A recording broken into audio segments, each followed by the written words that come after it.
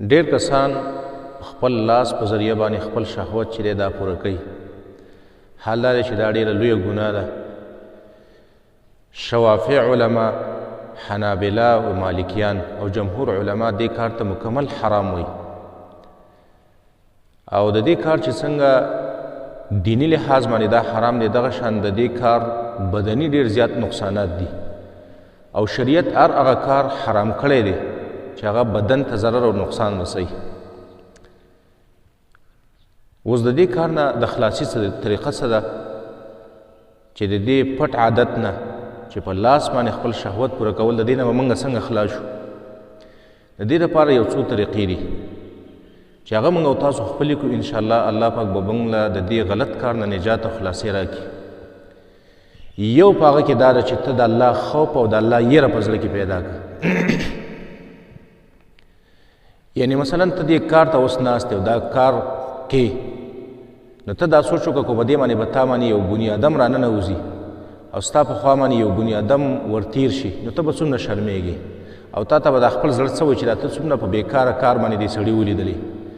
دقه شان احکم الحاکمین ذات 24 ګنټې ستا سره دی، د هغه علم ستا سره دی او تعیني، د هغه ملایکې ستا په دې اوږو باندې ناست دي. د هغې نه لږه حیا او شرم کوه. زړه کې دا وه چې یاره دا د ملایکې دا کرامن کاتبین زما په دې اوږو باندې ناست دي، احکم الحاکمین ذات معیني، نو ولې زه دا کار کومه؟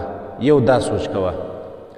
دویم د دې کار نه د خلاصي دپاره بهترینه طریقه ده نکاح کول دي، واده کول دي.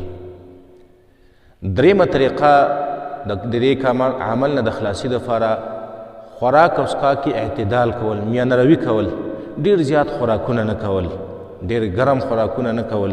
د دې وجې نه رسول الله صلی الله علیه وسلم ځوانانو ته ویلي چې تاسو روجې نیسئ. د روژه سره انسان وږی شي، د انسان شهوتونه را کنټرولېږي. څلورم عمل چې هغه موږ او تاسو په هغې باندې عمل وکړو، د هر هغه ځینه د هر هغه شي نه ځان لرې ساتل چې هغه ستا د شهوت او خواهشات راپورته کوي. مثلا غلط تصویرانو ته نه کتل، غلط فلمونه نه کتل، غلطې ګانې بجانې نه اورېدل. بل عمل په دې کې دا دی چې غوره ملګري، بهترین ملګرو ملګرتیا کول. یعنی د داسې ملګرو نه ځان ساتل چې هغه په دې کارونو کې عادت دی او ته د هغې سره کښېنې او د هغې هغه مجلسونو کې ناست دی، خامخا ته به بیا په دې مشکل کې واقع کېږي. او پنځم عمل د دې لپاره چې سړی د الله په عبادت کې مشغوله شي، او که د الله عبادت هم کم کوس کې، دنیایي کار کې، دنیایي هنرونو کې، د دنیایي په ګټه وټه کې ځان مشغوله که، ځان نوالی مه اختیاروه. یو شي کې ځان مشغوله که، حلال کاروبار کوه، د الله بندګي کوه. ځکه دې ځان نوالي کې سړي ته ډېر زیات سوچونه ځینې وخت کې شیطان رټوي، ډېر ځان نوالی نه دی پکار.